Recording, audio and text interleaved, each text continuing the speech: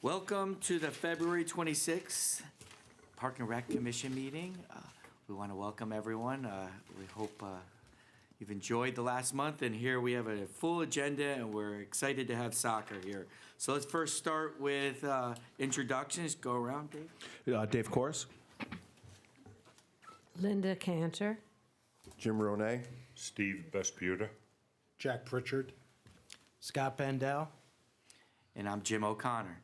We want to welcome Scott here as our Park and Rec rep. We'll start off. Obviously, is there any public dialogue? I think our public dialogue actually is soccer, so we can move from there. Let's look at our minutes. I'll make a motion to approve. Do I have a second? I'll second it. Thank you. Okay, let's look for any additions, deletions.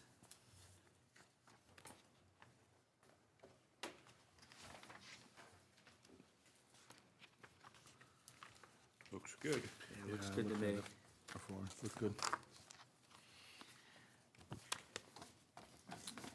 All approve? Aye. Any abstentions? One? We just got one. Okay. That's the approval of the minutes. Old business.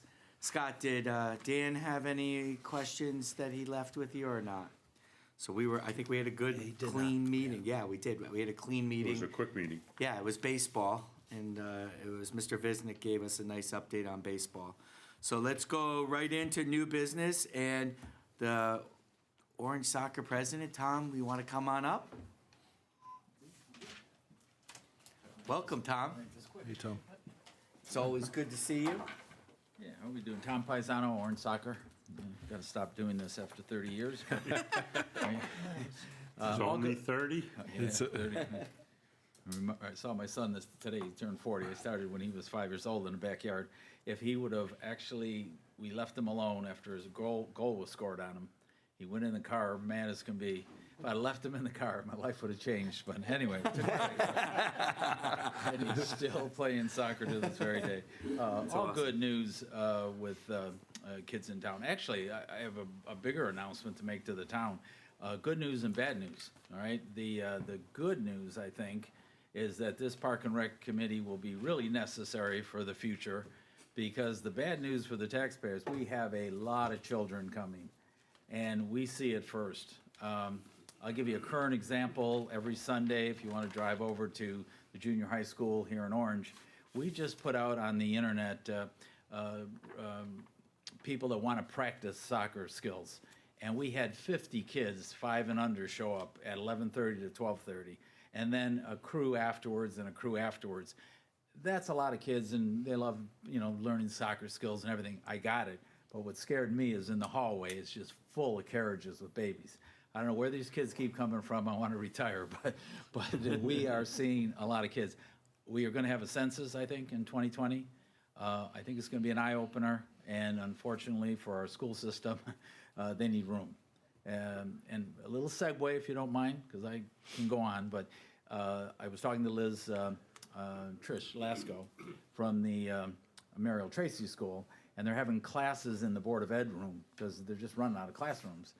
We see that. We've seen it. We've seen a 30% increase in the younger ones in our age group, where we had tops, Janet, maybe 80, 90. We had 160 kids show up the last two seasons of 5-year-olds, 4 and 5-year-olds.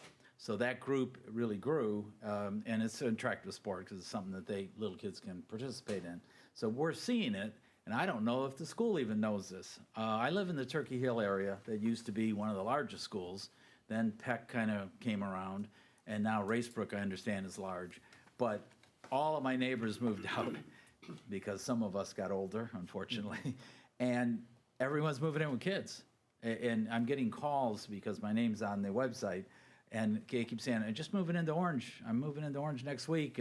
And I have 2-3 kids. Where? You're 1 block away. Yeah, I remember that house. There was a widow that lived there. And so we're seeing a lot of kids. So good news. Good news, because we can do this. And I think, working with these children at this age is great. A little segue, because I did talk to the Mariel Tracy School. they wanted to do a program, and I won't show the video today because some of us have to leave, but next meeting, I'd like to show you a video on what they're proposing for Century 21. It's having the children stay after school, which a lot of them are because working parents, and they have a thing called free play.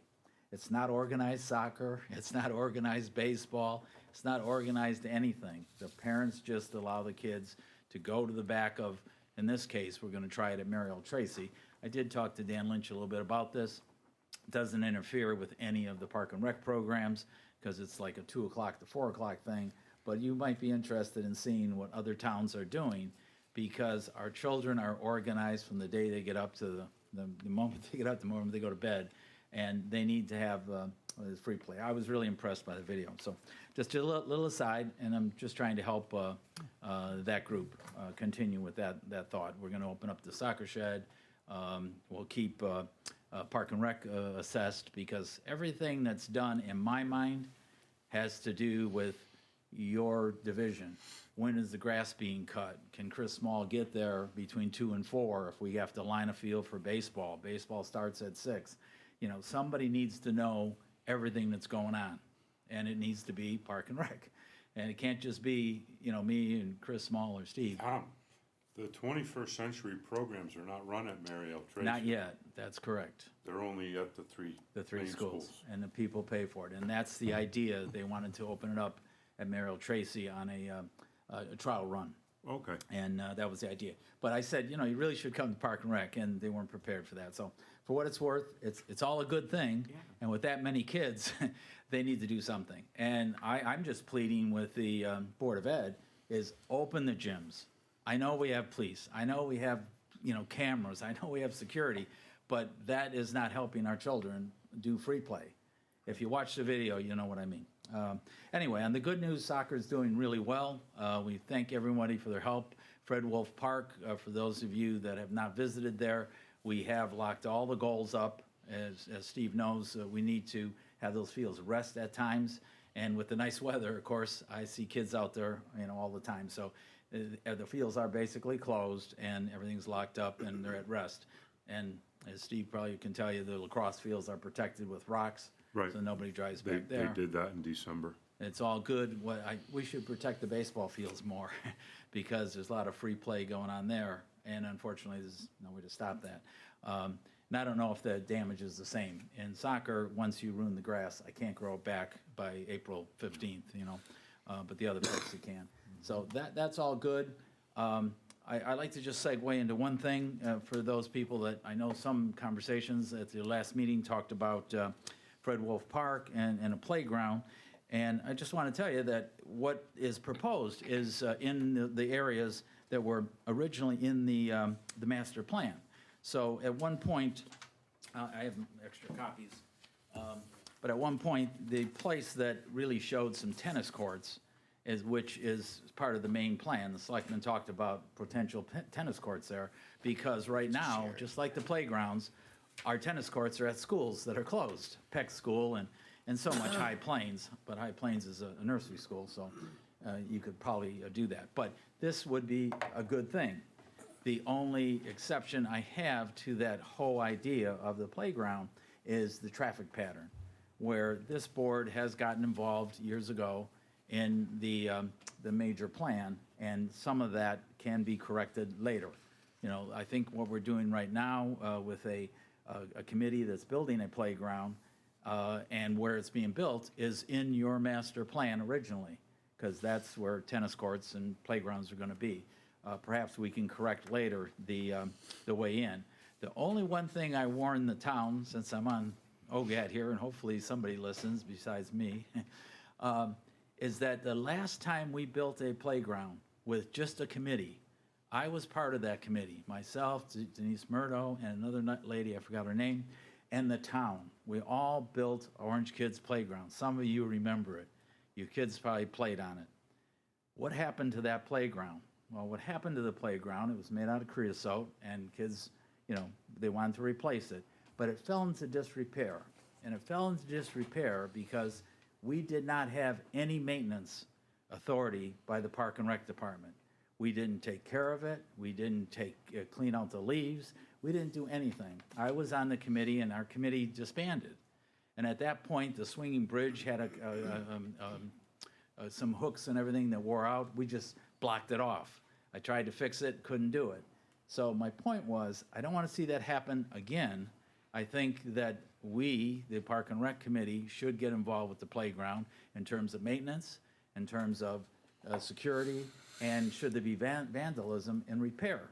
So you need to know what you're getting into and how much responsibility we're going to take, and then eventually the rest of the master plan can be fulfilled. And I know right now we can't do what we wanted to do, phase one, which is bring in a road. There was a problem with bringing in a road, but somewhere along the way in our future we can do that. And the last thing I want to just announce is thank you everyone that was involved with supporting the athletic fields at the Amity Fields. That is a big issue. You don't know how much that's going to affect your teams in town. They will be playing, night games. Parents will be watching their kids. It's more than just we wanted AstroTurf because other towns had it. That is not why that's there. It's going to help the parents watch their kids, and it's going to help us not need immediate need to light our fields. Because if that wasn't going to happen, I was going to push for Fred Wolf to be lit. We've got to raise our level of play. We have so many kids coming in that are playing. And what we're doing is sacrificing the parents.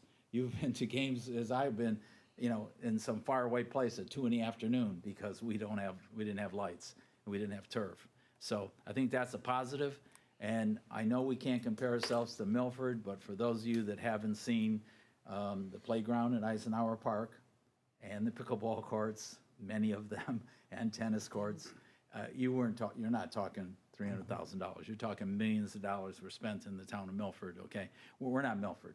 There's 40,000 people there.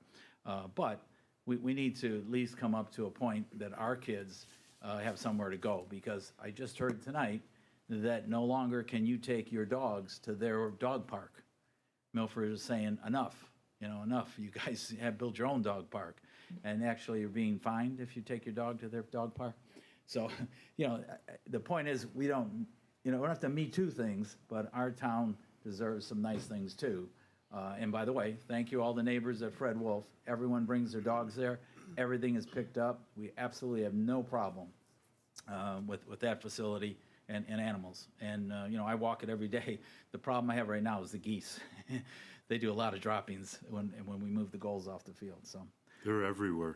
yeah, and the fields I see 'em. They're everywhere. Everywhere. And I don't They're know. back in Mariel all the time. I saw. They're around all the ponds in town. Yeah. They're everywhere.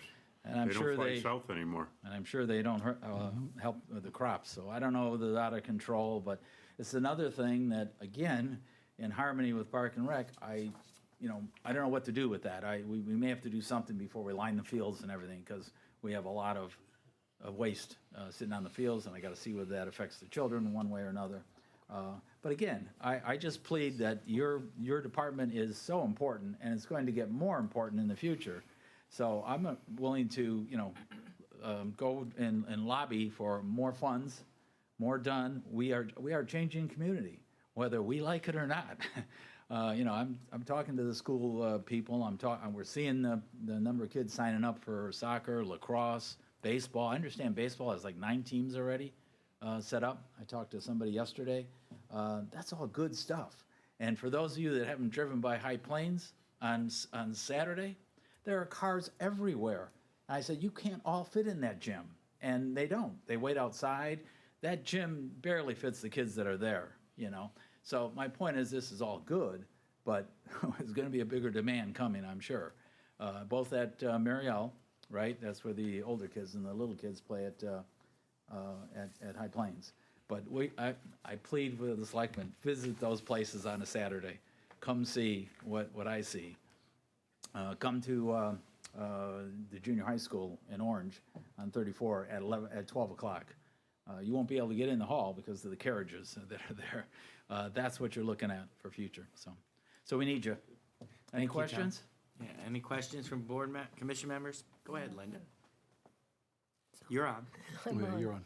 I wonder if you have any comment on what's happening now, or the current status with the uniforms and the safety gear, especially in soccer with the younger children.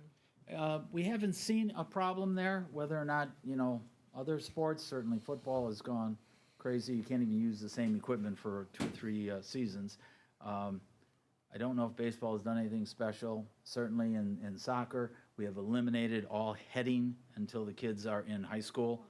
They literally, the referees will fine them, would card them if they tried to head the ball during a game, which could cause a concussion head to head or head to ball. So there is concerns about that. There's also, by the way, I go to our annual meeting in the middle of winter. So my wife has to hear I'm going to a soccer meeting in January, and they are really big on safety, those issues, as well as child prevention with having coaches checked out, having parents being controlled on the sidelines. So a lot of work's being done by all the divisions. I think you're seeing that in all sports. I know they do it in lacrosse and certainly baseball. Who monitors this, the coaches? Connecticut Junior Soccer Association is the function that I go to for soccer. And then the referees and coaches. The coaches have to take a mandatory training online for sexual harassment and child abuse. And we are now in the state, all coaches, and this, it's been a few years, everyone should know this. If you decide to coach and volunteer, you are a mandatory reporter. Should a child come to you, you must report it. That's the kind of training that you get when you sign up, and we ask for your social security number and what have you online. So children are being protected more and more from all the issues that you've seen in colleges and what have you. So, and that's a good thing because we're getting more and more children to take care of. I thought this town was aging, and I was more advocating the elderly housing and the cluster housing because I know a lot of us are going to need that. But now I'm changing my mind. It looks to me like we need more sports facilities, believe it or not. And we did. And I'm not degrading anything. Fred Wolf Park is a gift to this town. We paid $1 million for 69 acres out there, and it's been used, believe me, unbelievable. It's another thing. Please stop by on a Saturday or Sunday and watch all the cars coming in for lacrosse and for soccer. You will be amazed. You will wonder why the people on Hollow Road aren't after me. It's a lot of cars. And I thank the town for some signs there. They said drive. I don't know if that was the town's idea or Park and Rec. Drive like your children live here. We needed that, with that amount of traffic. So I'm still fighting, trying to get another way in there and pleading with some funds to do that and help complete the plan.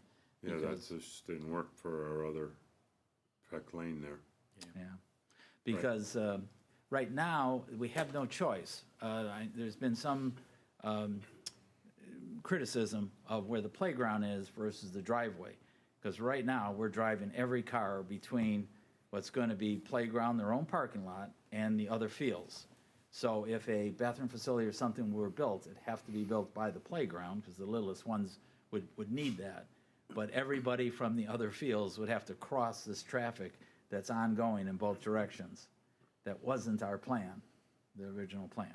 And, again, that's something that can be corrected, I believe. But we're going the right direction. That land is high and dry. That's where the original high school fields, the football, baseball, and everything were going to be built originally.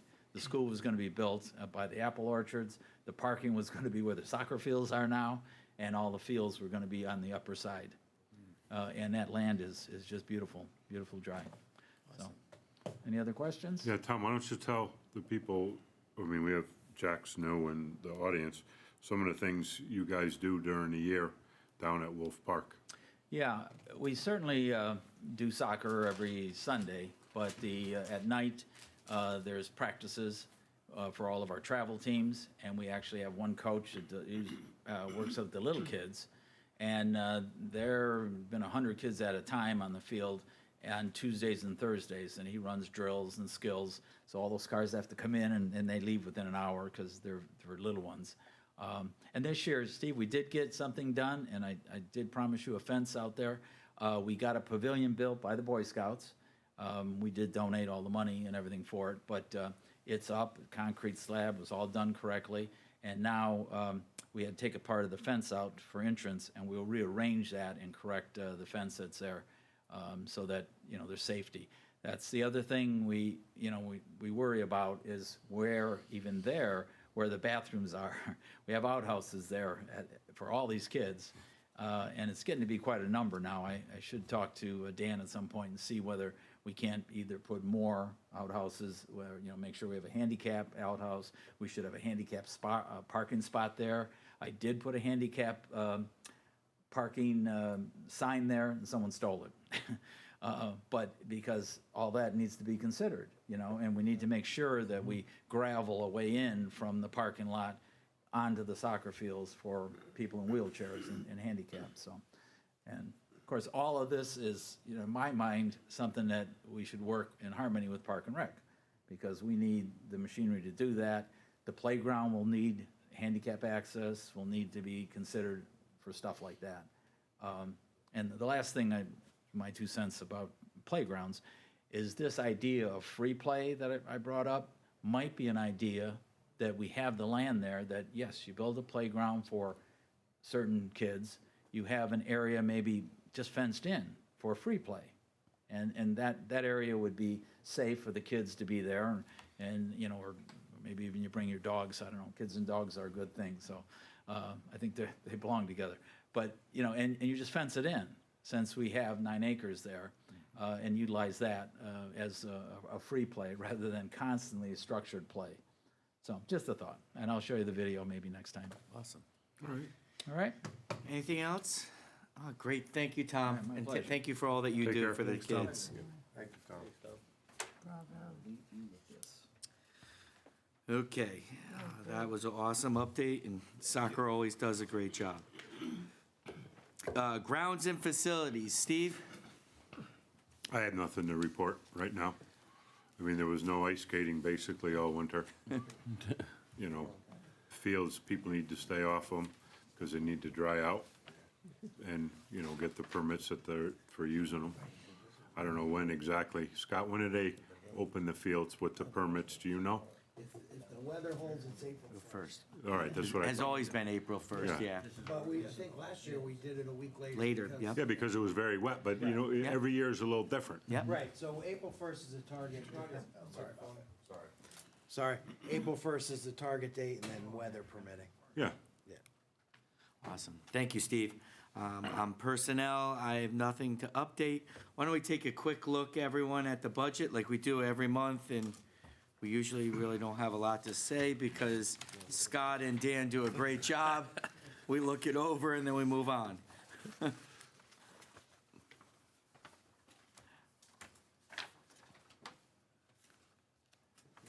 only part that always confuses me, and it's hard to track, and I just trust Dan, and if he always says it's all right, is the revenue page on the back.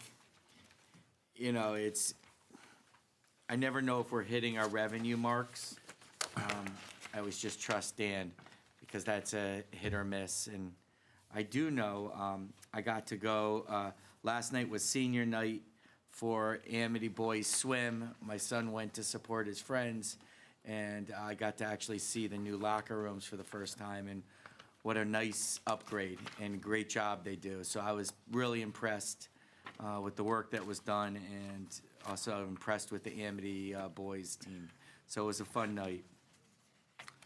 Any comments, anything on it by anybody? Nope. Okay. That's the great budget look as every month. Okay, Scott, we're up to you now. Director's report. I don't think Dan gave that to me. Well, do you have anything you want to talk about? How about that? We'll leave it more relaxed. We're gonna have a relaxed look. So whatever you want to discuss or comments about or thoughts. No, actually, I do have something on the programs. Okay. Co-ed and you should have it in the packet. Co-ed Adult Volleyball League is heading in to the 10th week. Playoffs begin on Tuesday. Men's Basketball League is in the 7th week of games. Playoffs begin March 25th. I know Youth Basketball League, where we had one cancellation at Mary L. Tracy because of the floor. They did some floor work, so we're finishing High Plains and Amity on the 7th, and then the final games at Mary L. Tracy will be on the 14th for the youth basketball. And Ski Bums has finished. We finished on Friday, February 14th. We had 95 kids participate this year. And we are doing registration for the April vacation camp. Just for everybody out there, this year it is Monday, April 13th to Friday, April 17th, 9 to 4. And the registration is currently going on for that. And there's still openings for ski trips to Butternut Mountain on Saturday, February 29th, and ski trip to Thunder Ridge, March 20th. They're still taking registrations for that. Awesome. Thank you, That's Scott. about it. Thank you. We thank Scott. He runs a lot of programs during the winter, especially basketball. That's not an easy job, and he does a great job. So thank you, Scott. Thanks, Jim. A couple other things I saw in the packet. Dan and his team, along with Scott, they presented on February 7th, they presented our budget to the Board of Finance, and he'll keep us posted. And as Steve said, the ponds haven't been open and because we've had 50-degree weather. What else? So I think that's about it. So anything from any of the commission members about anything miscellaneous? Any thoughts? I talked to Joe yesterday. Okay. He sounded pretty good. Yeah. Awesome. Just figured I'd share that with you guys. Yeah, that is awesome. And Deb, yeah, I know we could be quiet, but Deb visited with him, I'll say, and Skinner out there, and she just had an awesome visit with him, and he's looking good. He misses everyone. He's up to speed. He's obviously watching our meetings. He probably is watching them right now. I was going to say the same Yeah. thing. Knowing Yeah, Joe, he's sure. always up to date. Yeah, wait to Joe. We Joe. miss him. We can't wait till he gets Feel better back. soon, Joe. Yeah, so thank you. A couple of things I'd like to add on. The one thing of listening to Tom, I do find as being a volunteer in a few different organizations, our national organizations have really upped the ante exactly to what Tom was saying with background checks and video. I know from U.S. Lacrosse, there is extensive, you can't even sign up for the extra liability coverage that you need as players or as coaches without getting a background check as an adult, anyone 18 and above. And then also you have to keep that going, you have to do video advancement as a coach just to keep that liability free. So they're connecting. I know baseball and Little League have been doing that for years. I was the safety officer. We were one of the first, Little League Baseball was one of the first to do background checks. So I think that's very important to everyone. And obviously, as a sitting elementary principal, being a mandated reporter myself, it's very important as a safety precaution for our children. Along with that, obviously, Linda, your question is really relative to a lot of the discussions that go on in a lot of those meetings now, always about safety. Safety is part of everything they do, and the advancements with safety are just continuing, but we always have to get better. So I know we have a new line of helmets in lacrosse. My daughter is one of the few in youth that is wearing a helmet now. They have they've always had them for a while, but really never caught on in girls lacrosse. But now a lot more are starting to wear them. Orange was always ahead of the pace when it comes to Little League, because of a few incidents we had, especially one where our pitchers have always have learned helmets. It's caused confusion with other towns.